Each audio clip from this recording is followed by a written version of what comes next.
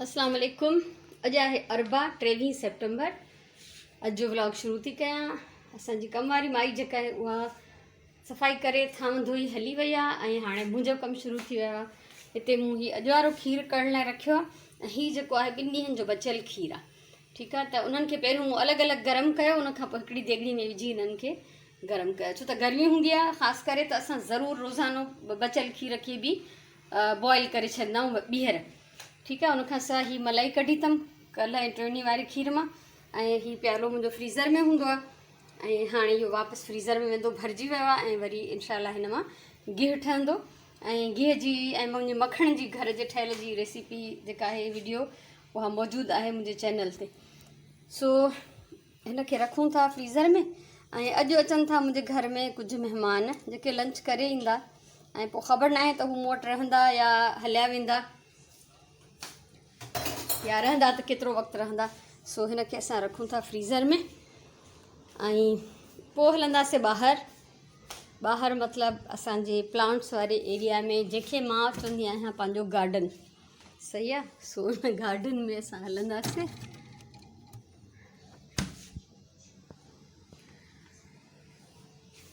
तयारी कयूं था गार्डन में हलण जी। सो मां ॿाहिरि अची वई आहियां। हीउ जेको मां हिते स्टैंड ठाहियो हो हिन कूंडीअ जो, त हिन स्टैंड खे बि थोरो डेकोरेट कंदमि ऐं मां हिन कूंडीअ खे पेंट कंदसि। ठीकु आहे, सो हिते मां पंहिंजो सामान जमा करे वई आहियां। हाणे मां कमु स्टार्ट थी कयां। हाणे हीउ ॾिसो, ईअं हिन खे हल्को मां शेड ॾिनो आहे ऐं हिन दॿे ते बि चरिया सेणा कुझु पोपट कटे हया आहिनि प्लेन सिंपल पेपर मां। कोई डिज़ाइन विज़ाइन रखण जी ज़रूरत न आहे, कोई शेप बि जहिड़ो बि हुजे। वरी पेंट बची पियो त उहो हिननि 3 कुंडियुनि खे बि मां हल्को करे छॾियो। अच्छा, पेंट कहिड़ो मां ठाहींदी आहियां, हीउ एक्रिलिक पेंट ट्यूब मां हिन में इलाही सारो पाणी विझी ऐं उहो छिडरो ठाहियो। उन छिडरे जो तव्हांखे अंदाज़ो हिन मां थींदो हूंदो। हेठां अख़बार विछाई आहे, पोइ बि जेको आहे रंग हिन मां आर पार थी वियो आहे। सो इहो रंग बि हाणे मां साफ़ु कंदमि। ऐं हीउ मुंहिंजो पुराणो ब्रश आहे, तंहिंजे करे मां हिननि रफ सरफेसिस ते हिननि खे यूज़ कंदी आहियां। सो हाणे मूंखे लॻे थो हिन जो लुक जेको आहे कुझु बहितरु थी वियो आहे। आस्ते आस्ते वरी ॿियनि खे बि अञा मां इनशाला जेको आहे पेंट करे वठंदसि। सो हाणे हलूं था अंदरि। हाणे कुझु मथे मूंखे कमु करिणो आहे। हीउ चैरिटी जो थोरो सामान आहे, टॉल आहे, हीउ मग आहिनि, हीउ त प्यालियूं आहिनि जेके मूं पंहिंजे घर मां कढियूं, त इहे बि कंहिंखे ॾेई छॾींदमि। त इहो सामान खणी हलूं था मथे। ऐं अॼु में ख़ासि तौर ते मूंखे कमु इलाही करिणो आहे, गॾु ॻाल्हियूं बि कयूं था ऐं हिन भित खे बि तव्हांखे ॾेखारींदी वञा। हिनजी मुंहिंजी अलॻि सां वीडियो मौजूदु अथव। हीउ सॼो कमु जेको आहे मुंहिंजो ऐं सुगन जो थियलु आहे। हिनजी वीडियो आहे ॾाकण जी अलॻि सां डिटेल हिकिड़ी। हीउ सॼो हथ जो भर्थ आहे ऐं फ्रेम जेके आहिनि सभु मूं हैदराबाद मां कराया हुआ। सदर में हिकिड़ो दुकानु हूंदो हो। उनखां पोइ मथे था हलूं। हीउ ॾिसो गुलाब जी कली, उनखां पोइ हिनजी बि वीडियो आहे मौजूदु ऐं इन्हनि सभिनीनि जा फ्रेम मुंहिंजा हैदराबाद सदर मां थियल आहिनि। हिते त हाणे फ्रेम ॾाढा महांगा था थियनि। सो मां अची वई आहियां मथे, बत्ती ॿारींदमि हितां जी। हीअ आहिनि मुंहिंजे तारिक जा गिलास, हुनजी कलेक्शन आहे, कबट में अंदरि पिया हूंदा हुआ, कढिया अथई त इहे धोरियमि ऐं उनखां पोइ हाणे इन्हनि खे चए थो डिस्प्ले कयो, मां अंदरि न रखंदमि। मुंहिंजा एॾा सुहिणा सुहिणा गिलास आहिनि, शौक़ु आहे ॾाढो। अलाए कहिड़ियुनि कंपनियुनि जा वाइन ग्लासिस आहिनि, अलाए छा आहिनि। अल्हम्दुलिल्लाह का बुरी आदत न अथसि, पर गिलास जमा ज़रूरु कंदो आहे। सो सोचां थी त हीउ जेको मुंहिंजो शेल्फ आहे, इन जे हेठे खाने में कुझु बुक्स पिया आहिनि, हितां इहे बुक्स हटाए ऐं मां हिन जा गिलास हिते डिस्प्ले कयां। ऐं उनखां अलावा हलूं था कमरे में अंदरि। हीउ सुगन जो मुंहिंजो कमिरो, जंहिंखे मूं ऑलमोस्ट स्टोर रूम करे छॾियो आहे तक़रीबन। सो हाणे महिमान ईंदा जेकॾहिं रहिया त ज़ाहिर आहे उन्हनि खे इहे कमिरो ॾींदासीं। त हीउ सामान जेको छोकिरीअ लाइ वठी रखियो आहे, खणी बि इहे ई वेंदा घणो करे जेके अचनि था। कुंड में होॾां परियां टेबल ते कपिड़नि जूं थैलियूं पियूं आहिनि ऐं ॻाल्हाइण मां तव्हां महसूसु कंदा हूंदव सेकी पियमि ॾाकणूं चढ़ी। सो बहरहाल हिते बि मूंखे कुझु सेटिंग करे कमिरो रेडी करिणो आहे। परियां ॾिसो ॿोरी भरियल बि शयुनि जी पई आहे। सो इहो सभु सही कंदमि। हाणे तारिक जा गिलास जेके हिन डिस्प्ले ते रखां थी ऐं उनखां पोइ हिन कमरे जी सफ़ाई सेटिंग कंदमि। सो सफ़ाई थी वई, सेटिंग थी वई, जेका बि थोरी घणी करणी हुई। साहु पटण वेठमि त हिन ते नज़र पई, सोचमि इहो बि तव्हां सां शेयर कयां। राति जो जॾहिं मां भिंजी कपिड़ा बदिलाया त पहिरियों त मूंखे सम्झ में न आयो त दाग़ छाजा लॻा आहिनि। पोइ जॾहिं ॾिठुमि त हे त ॻरी वियो आहे। सो मां कपिड़नि खे एतिरो पाईंदी आहियां, पोइ हे कंहिंखे ॾियण जे लाइक़ु न हूंदा आहिनि। जीअं ई हाणे धोईंदमि त हिन मां कटे ऐं बुर्ची खाने में चुल्हा वुल्हा उघी सफ़ाइयूं करे पोइ उछलाए छॾींदमि। सो नबी साईं सल्लल्लाहु अलैहि वसल्लम जिन जी हदीस आहे त कपिड़नि खे एतिरो पायो जो उन्हनि में चतियूं हणण जी नौबत अचे, यानी एतिरा ॻरी वञनि जो उनमें असां टोपो बि न ॾेई सघूं ऐं उनमें हिकिड़ो अलॻि सां पैच हणूं। मां उन ते अमल कंदी आहियां।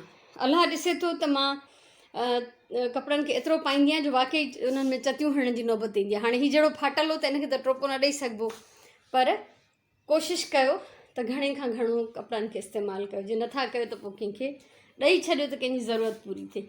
सो हीउ कमिरो साफ़ु कयुमि, थांव ई जेके शादी लाइ छोकिरीअ जी वठी आई हुयमि, शादी मूं तव्हांखे ॿुधायो नवंबर में आहे, उहो कुझु हिते सेट कयुमि ऐं कुझु हिते सेट कयुमि। टेबल ख़ाली करे छॾियमि छो त कॿट मुंहिंजा ऑलरेडी चैरिटी जे सामान सां भरियल आहिनि। ॿ कॿट आहिनि सुगन जा। हीउ किताबनि वारो हुयो जंहिंखे ग्रीन पेपर हणियो आहे मूं, इहो बि मां तव्हां सां शेयर कयो हू हुन कपिड़नि जो आहे। त इन्हनि में जाइ न आहे, त गेस्ट अचनि त घटि में घटि उन्हनि खे ड्रेसिंग टेबल, 2 साइड वारियूं टेबलूं ख़ाली आहिनि ऐं हिकिड़ी हीअ राइटिंग टेबल ख़ाली आहे त जीअं हिते पंहिंजा बैग्स वग़ैरह रखी सघनि। सो सुगन मुंहिंजी कॉफ़ी जी ॾाढी शौक़ीनु आहे, त जॾहिं बि मां अहिड़ो को प्रिंट वठी ईंदी हुयमि त उहो विलारे छॾींदी त हे मुंहिंजो आहे। त हीउ कवर सिबरायो हुई, हिन कुशन जो खणी न वई आहे, घणो कुझु खणी वई आहे पर अञा घणो कुझु पियो अथसि। सो धीउनि जा जेके आहिनि न सामान कॾहिं बि पूरा न थींदा आहिनि। मां अॼु ॾींहं ताईं अम्मा ॾे वेंदी आहियां त मुंहिंजी दिलि चाहींदी आहे को दस्तरख़्वान, को का बि अहिड़ी शइ जेका मूंखे अट्रैक्ट करे, को कपिड़े जो पीस, मां अम्मा खे चवंदी आहियां त इहो मां खणां।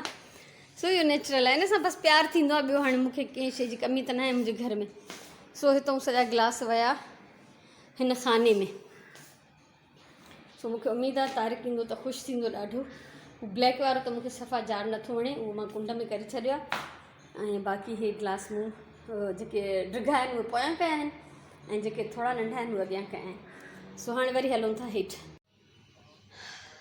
हिन महिल 11:15 थिया आहिनि मंझंदि जा ऐं मथां हेठि लही आयमि, साहु पटियुमि कुझु देरि, 10 मिंट खनि थिया आहिनि। ऐं दिलि में ख़्यालु आयो त तारिक त पंहिंजा गिलास ज़ोरीअ कढिया ऐं उन्हनि जी सफ़ाई सुथराई कराई। मुंहिंजा गिलास जेके आहिनि वीचारा थी विया आहिनि सफ़ा।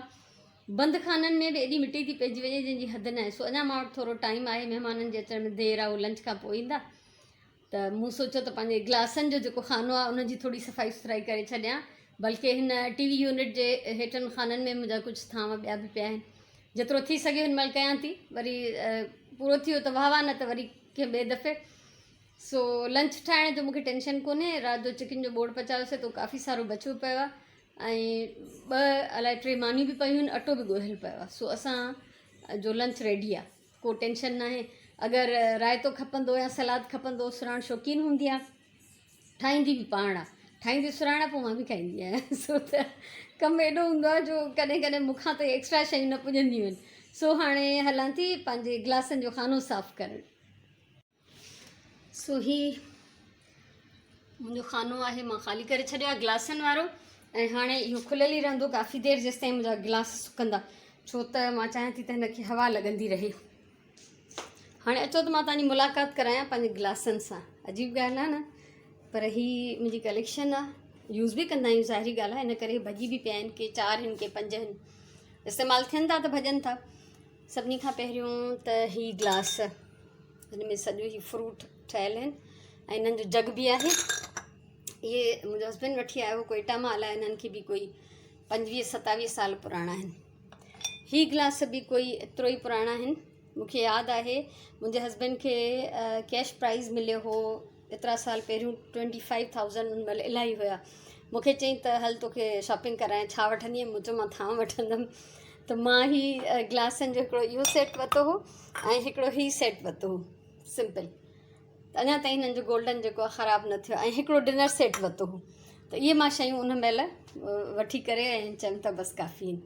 सो इहे बसि यादूं आहिनि मुंहिंजियूं हिननि गिलासनि सां।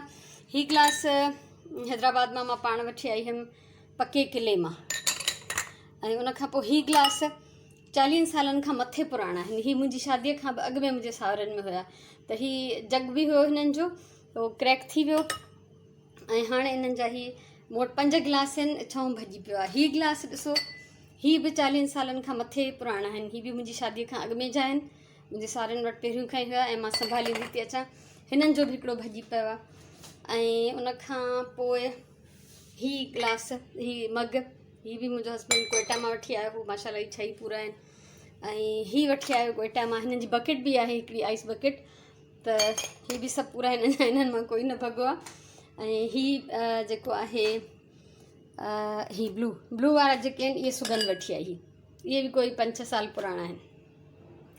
सो उनखां सवाइ रिसेंट जेके असां वरितासीं 2-3 साल पहिरियों ही वरिता हुयमि, ऐं उनखां पोइ 2-3 साल पहिरियों ही बि वरिता हुयमि। आम ग्लास आहिनि, मार्केट में अवेलेबल आहिनि। ऐं जॾहिं मां हैदराबाद छॾियां पई त तव्हां यकीन कयो त अलाए केतिरा ग्लास, कोप, प्याला, प्यालियूं मां कुझु ग़रीब छोकिरियुनि जी शादी में ॾेई आयमि, कुझु पंहिंजी भेणुनि खे गिफ्ट करे छॾिया। मूं जान छॾाई थावनि मां। इहा वॾाई न हुई, तकबुर न हो, पर मूंखे शर्म पियो अचे त मां एॾी कलेक्शन छो रखी आहे। ऐं तव्हां यकीन कयो हाणे मां न वठंदी आहियां ग्लास, सवाल ई नथो पैदा थिए। हीअ एतिरा ग्लास आहिनि जो चङी भली दावत में बि असांखे जेको हूंदा आहिनि ज़रूरत न पवंदी आहे। सो हीअ मुंहिंजी कलेक्शन। हाणे जेसिताईं ही मुंहिंजा ग्लास हिते ड्राई थींदा, थोरी देरि खां पोइ वरी मां हिननि खे सिधो करे डाइनिंग टेबल ते पखो लाइ रखंदमि, त जीअं कंप्लीट सुकी वञनि त पोइ मां हिन खे जेको आहे खाने में वापसि सेट कयां। अच्छा, असां रखंदा कीअं आहियूं, एॾा सारा ग्लास जाइ था विलारिनि, त हीअ जेके ईअं वेकरा हूंदा आहिनि न, उन्हनि वेकरनि ग्लासनि में असां रखंदा आहियूं हीअं सन्हा ग्लास। या जीअं ही वेकरा आहिनि ब्लू वारा, त हिन में ही सॼा ब्लैक विझी रखंदासीं, त पोइ असांजी हिकिड़े ग्लास जी जाइ ते 2 ग्लास अची वेंदा आहिनि। त ईअं जेको मां हिननि जी सेटिंग कंदी आहियां, ईअं हिननि खे ऑर्गेनाइज़ कंदी आहियां। न त हिकिड़ो हिकिड़ो करे रखिबो त मुश्किल थी वेंदी, पूरा ई कोन ईंदा। तंहिंजे करे इहो असांजो तरीक़ो आहे। ही मग जेके आहिनि थोरा वेकरा आहिनि, त हिननि जे विच में बि सन्हा ग्लास असां विझी छॾींदा आहियूं। ऐं ही त सॼी जो सॼी पाण जाइ विलारींदा आहिनि, न ही हिक ॿिए में अंदरि विझी सघिबा आहिनि, ऐं हिननि खे मूंखे अलॻि अलॻि ई रखिणो पवंदो आहे। सो इहा आहे मुंहिंजी कलेक्शन। सो ही जेसिताईं सुकनि तेसिताईं हिते ई जेके थांव सुबुह मां ई धोई वई, उहे जेके हिन अंदरि कंदमि। ऐं ही टॉल एॾो आलो थी वेंदो आहे जो मां हिनखे वॉशिंग मशीन में विझंदी आहियां, ड्रायर मां कढी पोइ मां हिन खे जेको आहे सुकणो विझंदी आहियां, त जीअं जल्दी सुकी वञे। सो हाणे इहो कमु कयूं था, उनखां पोइ मानी पचाईंदमि, या ॾिसां थी केतिरी, हिकिड़ी पचाइणी आहे 2 पचाइणियूं आहिनि। ऐं अॼु ही बि ग्लास स्टैंड धोआरियो त पुराणो थी वियो आहे, ॾाढो दाग बि पइजी विया अथसि, पका आहे, लहनि नथा। सोचां थी इहो बि कॾहिं चेंज करे अचां। सो ईअं सिलसिलो कम जो हलंदो रहंदो। सो ही ग्लास सभु ड्राई थी विया, हिननि जी सेटिंग मां करे छॾी आहे। ऐं ॾिसो त जेके लूज़ आहिनि उहे हिक ॿिए में रखिया अथमि, ठीकु आहे। कॾहिं बि अहिड़ा ग्लास हिक ॿिए में न रखो जेके फासी पवनि। मिसाल ही ॿई इक्वल आहिनि, त अगरि असां हिन खे हिन जे मथां रखूं जाइ बचाइण लाइ, हीउ ॾिसो हिते ई थोरो अटकी पियो, पोइ हिननि खे कढणु मुश्किल थी वेंदो आहे। इहो तव्हांजो रिस्क आहे, तव्हांजो जेको थां आहे उन में भॼी सघे थो। हेठि मूं अहिड़ा ग्लास रखिया आहिनि जंहिंमें असां ॿिया ग्लास न विझंदा आहियूं, ऐं हिननि खे हिक ॿिए में अंदरि बि न विझी रखंदा आहियूं। सो ही खानो थी वियो साफ़ु। हिन महिल 1:15 थियो आहे ऐं अज़ान अची वई आहे। मानी मां पचाए छॾी आहे, पर निमाज़ बि नथी पढ़ां ऐं विझां बि नथी। 1:30 बजे सुराण जी मोकल थींदी, उनखे घर ईंदे ईंदे 5 मिंट लॻंदा आहिनि। सो उहा अची वेंदी त उनखां पोइ जेको आहे मां विझी बि ईंदसि, असां गॾिजी मानी बि खाईंदासीं। अकेले में वरी मां निमाज़ पढ़णु या विझणु न वेंदी आहियां, छो त को दर खड़कंदो आहे, कॾहिं को फ़ोन वॼंदो आहे, त पोइ मुश्किल थी थिए। सो मूंखे उमेदु आहे त हीअ तव्हांखे अॼु मुंहिंजो पसंदि आयो हूंदो। अच्छा, ॿी ॻाल्हि ॿुधायांव त हिननि गिलासनि मूंखे एॾो थकाए छॾियो आहे, हिननि खे मले धोई साफ़ु करणु, ख़ुशि करणु, वरी सेट करणु, त मां ॿिए खाने खे हथु नथी लाहियां। ॿियो खानो आहे मुंहिंजो ही बिल्कुलु आख़िर वारो जेको आहे न, ही वारो। इनखे वरी इनशाला मां कंहिं ॿिए जेको आहे ॾींहं ते साफ़ु कंदमि। ऐं सची ॻाल्हि आहे, सॼे ॾींहं में जेको आहे पूरनि शयुनि खे साफ़ु नथो करे सघिजे, इन करे क़िस्तुनि में।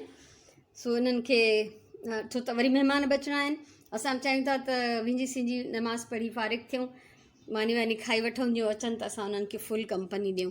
महिमान केरु आहिनि? असल में मुंहिंजी भेण आहे, मुंहिंजी भेण भेणियो, उन्हनि सां गॾु ॿियो केरु हूंदो फैमिली मेंबर, उहा मूंखे ख़बर न आहे, ईंदा त ख़बर पवंदी। सो हाणे फ़िलहालु हिते ख़तमु था कयूं, वरी कंटिन्यू कंदासीं। असांजा महिमान कोन आया, उहे रस्ते मां ई कंहिं ॿियनि माइटनि जे घर हलिया विया, हाणे ईंदा उहे राति जो। सो राजी मानी ठाहींदमि मां हाणे। ऐं उनखां अलावा कल्ह शाम जेको मां पाड़े में असांजी यूनियन जी हेड आहे उन सां मिलणु वई हुअमि, त उते इहो असां डिस्कस कयोसीं त ही सैटरडे, कमिंग सैटरडे छॾे उनखां अॻे वारे सैटरडे ते हिते नंढिड़ो हिकिड़ो मीना बाज़ार टाइप फैमिली फंक्शन था कनि, सो उन में मुख़्तलिफ़ माण्हू स्टॉल्स हणंदा खाधनि जा शयुनि जा अलाए छा जा। सो मूंखे बि ऑफ़र कयूं त तव्हां कुझु हणणु चाहियो त तव्हांजे लाइ असां हिकिड़ी टेबल रखूं। सो मां उन्हनि सां एग्री कयो ऐं मूंखे हाणे उन्हनि जे लाइ कुझु सामान ठाहिणो पवंदो सिलाई जो। सो उहो बि मां जीअं जीअं ठाहींदमि त तव्हां सां शेयर कंदमि।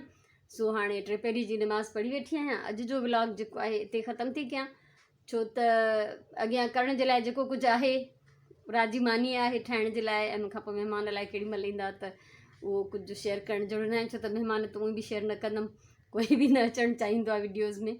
सो मिलंदासीं वरी नए व्लॉग सां गॾु इंशाल्लाह। बाक़ी जेके शयूं मां ठाहींदसि, जेको मटीरियल कढंदमि, जीअं जीअं मां कमु कंदमि हिन एग्ज़िबिशन जे लाइ, थोरा ॾींहं आहिनि, शायदि 5 या 6 तारीख़ थिए थी सैटरडे, 6 अक्टूबर। तो इहे कुल ॾींहं आहिनि, उन में मां जेतिरो करे सघियमि आराम सां, मां पाण खे तकलीफ़ न ॾींदमि। हिकिड़ो मूंखे शौक़ु हूंदो आहे, शुगुल हूंदो आहे, मज़ो हूंदो आहे, ऐं मुंहिंजे शौक़ जी तस्कीन बि थींदी आहे। अगरि सेल थी विया त वाह वाह, सो डबल मज़ो। ठीकु आहे, सो मोकिलियूं था, गॾु आहियूं, वरी ॿिए व्लॉग में मिलंदासीं।